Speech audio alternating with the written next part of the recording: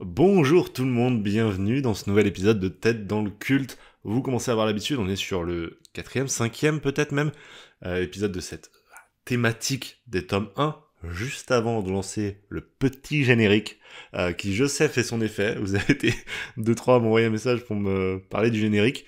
Bah merci beaucoup. J'en profite avant tout ça d'ailleurs de vous dire que si jamais le reste vous plaît également, n'hésitez pas à vous abonner, on est toujours de plus en plus nombreux, à liker la vidéo, à la commenter, à la partager, ça permet vraiment à de nouvelles personnes de découvrir la chaîne, et forcément ça régale, ça donne encore plus envie de vous proposer du contenu, même si plus que ça sera compliqué. Juste avant donc le générique, comme je vous disais, juste deux petits achats que j'ai faits, on garde quand même nos habitudes. Le premier, ça va pas intéresser beaucoup d'entre vous, mais c'est du manga. C'est les 7 premiers tomes de Sakamoto Days. Sakamoto Days, on en a déjà parlé sur la chaîne. Certains d'entre vous me l'ont conseillé. En sachant ce que j'aime d'habitude, vous m'avez dit que je pourrais aller là-dessus et que ça pourrait me plaire. Bah écoutez, je suis vos conseils, donc ils sont là. Je sais pas quand j'aurai le temps de les lire, parce que vu que je vous en parle pas sur la chaîne, souvent je lis des trucs pour pouvoir vous en parler. Un truc dont on parlera dès le début d'année prochaine, ça c'est sûr et certain. C'est mon deuxième achat, c'est Demon Days de Peach Momoko.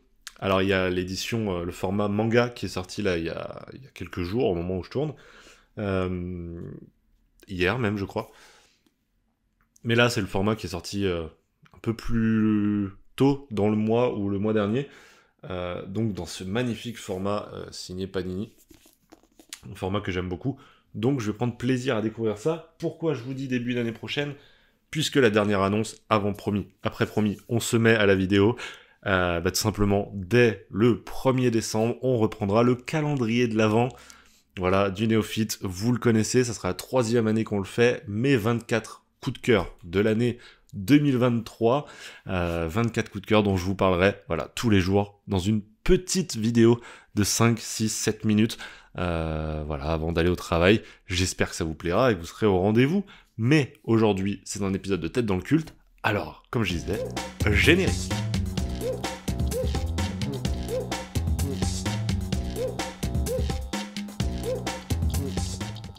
Vous l'avez compris, aujourd'hui, évidemment, on parle de Fable, un incontournable du monde des comics, sorti dans le format Nomade, la première vague.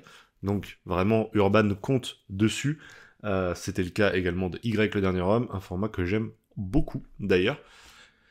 Comme d'habitude dans Tête dans le culte, 3 questions. La première, comment est-ce que j'ai découvert Fable? Le deuxième, qu'est-ce que je sais de Fable? Et le troisième, ce que j'attends de Fable avant même de l'avoir lu. Ici, on est dans un avant-lecture, j'ai toujours pas lu ce magnifique bouquin. Magnifique, je ne sais pas. Et dans la même vidéo, vous aurez un après-lecture sur ce même bouquin. Et pour moi, ce sera dans quelques jours. Comment est-ce que j'ai connu Fable? Eh ben, figurez-vous, de manière assez originale, que je l'ai connu via un jeu vidéo. Là, pour ceux qui le savent, vous commencez déjà à mettre les pièces du puzzle tout ensemble. J'étais à la fac et un ami m'a parlé de The Wolf Among Us, qui est un jeu vidéo de point and click, comme on dit, un jeu de narratif, qui prend pied, du coup, dans l'univers de Fable, donc avec le personnage de Big B Wolf, de Big Bad Wolf. Donc c'est comme ça que j'ai découvert Fable. Alors je sais pas si à l'époque je savais que c'était adapté d'un comics, mais en tout cas c'est ma première rencontre avec l'œuvre. Par contre j'ai jamais joué au jeu.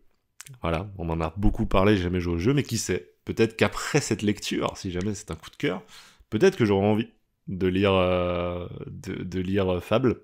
Pourquoi pas? Pourquoi pas. Puis après j'en ai beaucoup entendu parler à droite, à gauche, jusqu'à la sortie finalement de Urban Nomade, où là ça m'a un peu décidé qu'un jour ou l'autre il faudrait que je lise Fable. Donc voilà, c'est un peu ma rencontre avec l'œuvre, mais qu'est-ce que je sais de l'œuvre? Eh ben, écoutez, je sais que c'est l'histoire de personnages de contes, de fables, de légendes, qui se retrouvent du coup dans notre monde, dont Big B Wolf, le Big Bad Wolf. Mais je ne sais pas comment est-ce qu'ils arrivent à coexister, par exemple, entre un méchant, des gentils, etc. Je sais pas quels sont les personnages, je sais pas quels sont les enjeux. Aucune idée de tout ça. Je connais juste le truc de base, quoi, vraiment ce qui sert de fondation finalement au bouquin, qui me fait beaucoup penser à des plots qui existent. Je pense à la série Once Upon a Time, par exemple, ou pareil, je crois que c'était Blanche-Neige, leur fille, etc., qui se retrouvaient dans notre monde. Il y avait Il était une fois, un film voilà, qui me rappelle de bons souvenirs personnels, qui prenait aussi l'idée d'une princesse qui se retrouvait dans notre monde. Bref, voilà, c'est quelque chose que je connais déjà. Par contre, ce que j'en attends, j'ai très peur. J'ai très peur, j'ai très peu d'espoir dans le fait d'aimer cette œuvre, ce qui est triste. Pourquoi ? Parce que je connais pas les contes. Je connais quasiment aucun conte. Et les Disney, c'est pareil. Les Disney, je ne connais pas. J'ai pas eu une enfance remplie de films de Disney. Du coup, je les connais très peu. Voilà, j'en ai vu deux trois et encore. Mais effectivement, si on commence à me parler des personnages de Blanche-Neige ou des personnages de ce genre de truc, ça va être compliqué. Voilà, je connais pas ces œuvres-là. Je sais à peine de quoi ça parle et encore, donc je pense qu'il y a quelques références que je vais pas avoir. Mais, écoutez, ma foi, pourquoi pas. Et enfin, un truc qui m'intéresse, c'est les dessins.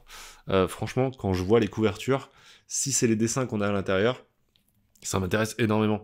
J'adore, je trouve ça très très beau, ça me fait beaucoup penser à ces sortes de fresques de la guerre japonaise, je sais pas si vous voyez trop ce que je veux dire. Ce genre de dessin-là, moi ça me fait vraiment très envie, un peu peinture, aquarelle, etc. Si c'est ça, je suis ultra chaud. Hein. Donc voilà, moi je vais le lire directement, voilà, aujourd'hui même pour moi, et je pense que je vous tournerai la vidéo dans 1 ou 2 jours, mais pour vous, c'est dans quelques secondes qu'on se retrouve. Allez, c'est tout de suite.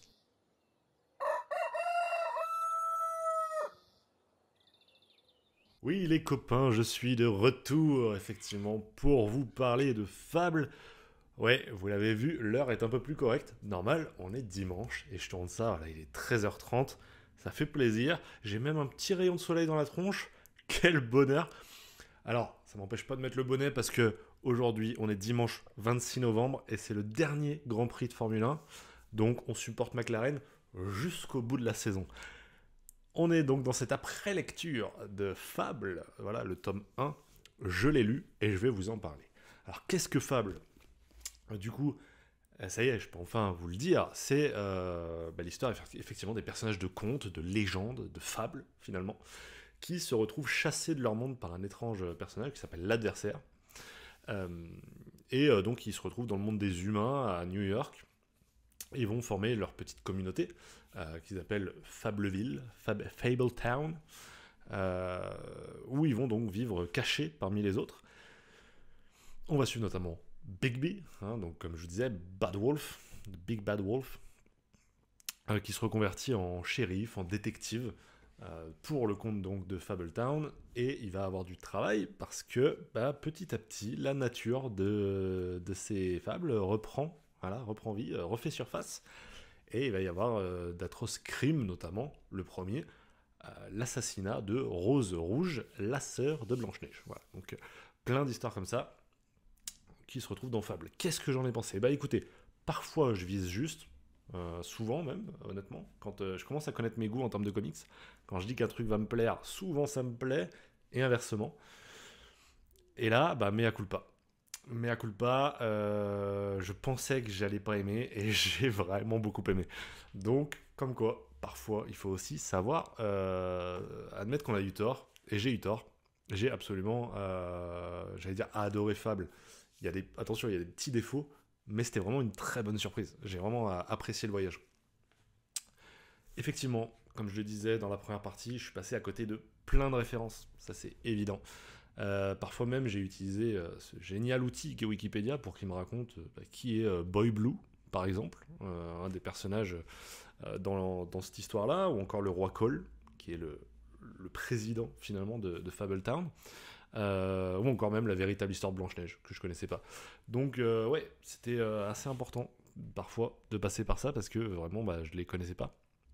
Mais un vrai plaisir de suivre ces personnages, leur personnalité à la fois changée, forcément, pour les biens du récit, pour les biens d'un récit beaucoup plus adulte, et en même temps avec un fond encore de légende, de leur légende à eux. Leur nouvelle personnalité est évidemment basée sur l'histoire dont ils sont issus. Et ça, je trouve ça très cool. J'ai aimé les voir déconstruits, puis reconstruits, pour ensuite être redéconstruits pour certains. J'ai aimé les références littéraires. Il y a La ferme des animaux, par exemple, de George Orwell, qui est un de mes récits préférés, et effectivement, on a carrément un chapitre qui s'appelle La ferme des animaux, qui reprend en, en gros l'histoire de la ferme des animaux, de cette révolution. Et puis, en parlant de révolution, bah, c'est aussi un gros propos sociétal et politique qui est à l'intérieur, sur plein de personnages, et c'est plutôt très cool. En même temps, on reste sur un personnage principal qui est celui d'un shérif, d'un détective, donc on a aussi une sorte d'énorme whodunit. Mais quand je dis énorme, c'est que ça, en fait, très vite, tu comprends que ça peut être n'importe quel personnage d'histoire qui peut se retrouver là-dedans. Et du coup, je trouvais ça assez intéressant. Et en plus, c'est du bon whodunit, c'est du bon roman policier en fait. C'est pas juste un prétexte pour avoir des personnages de fables, etc. Non, on a vraiment, je trouve, j'ai plutôt été surpris par les retournements de situation, par la résolution de l'enquête, etc. Je trouvais ça plutôt vraiment très bien fait. Le côté adulte, franchement, il est kiffant. Parce que en fait, il y a un côté jouissif à voir des personnages enfantins, en tout cas faits pour les enfants, adorés par les enfants, se faire maltraiter comme ça. Et puis ça nous rappelle que Disney n'a fait que reprendre certaines légendes, en tout cas uniquement de nom, et les ont rendues bien plus enfantines, quoi. Et ici, bah, c'est bien la version sanglante qu'on choisit. Et puis il y a tout ce propos de...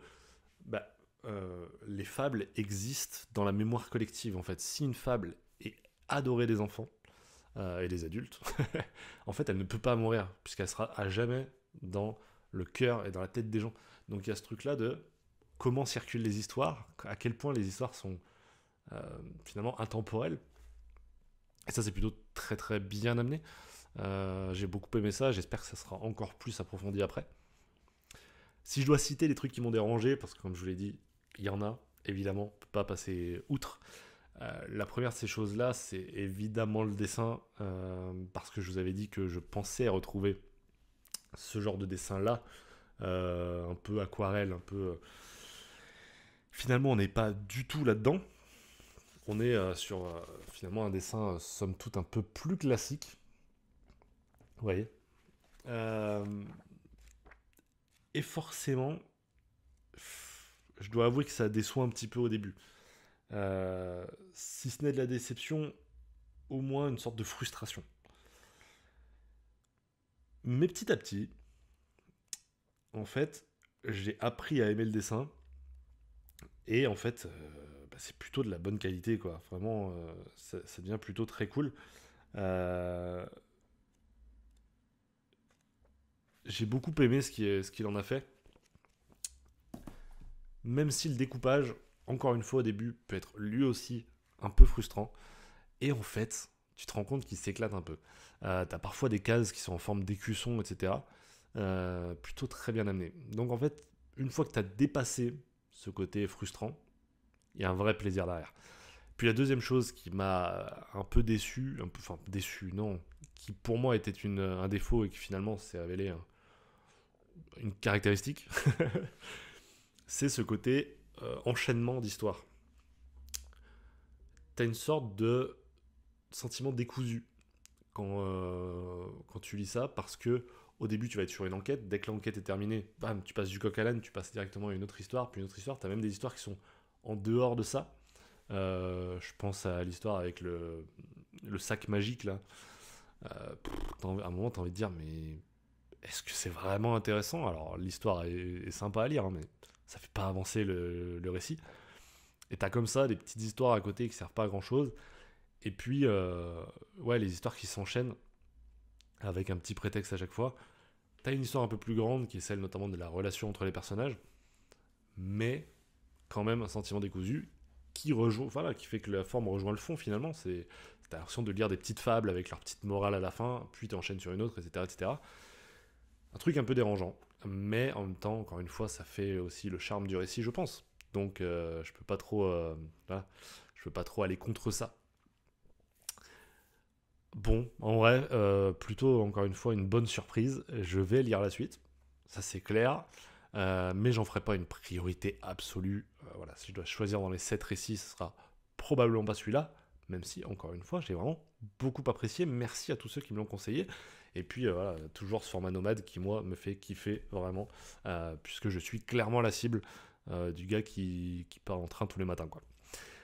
Je vous remercie d'avoir suivi cette vidéo. On se retrouve dans 2 jours pour la nouvelle vidéo. Pour rappel, il reste 2 récits que sont Saga et Sandman.